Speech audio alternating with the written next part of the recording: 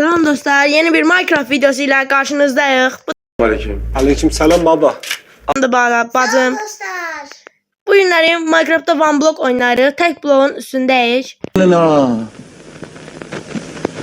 Ne diyor bu? Görək necə olacaq. Başlayaq.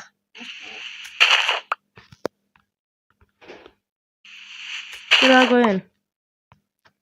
Böyle.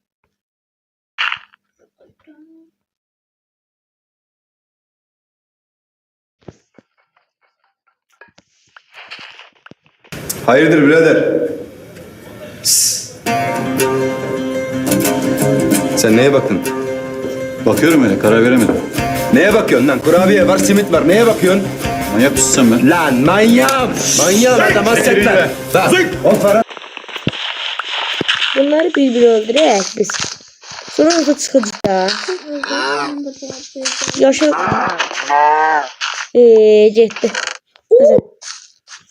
Nazıqdır. Bir şey diyeyim. Hı. 26 lira çuğun çıktı. Qoy da şey.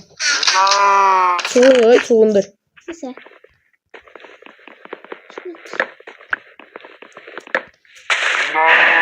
Ne çıxdı yenə? Şimdi sondığımız var da sandık koyaq da bırakalım.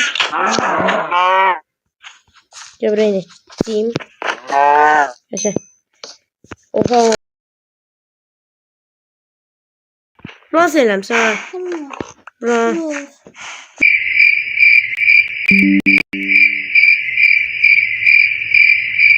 Mən eləmişəm.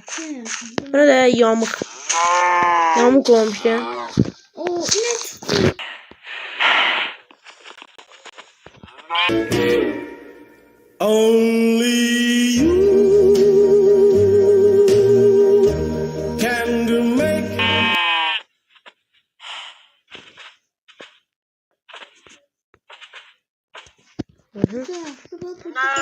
Ahmet! Bak düşme ha! Sonuma bak benim. Bir şey dedim. Hadi. Buradan Sən mən qapı var hə. Hala. Bende yatak var ya. Ben de seçtim bir şey. Tamam bir şey giriyor hocam manzaralı. Manzaralı yerdən də yıxılarsın. Manzaralı. Mesela. Bu kadar idi. 433 blok qazdıq. Yəni məncə daha da qəşəng gəlişdik.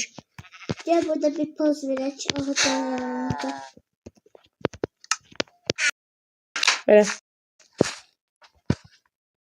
Şey. Vili.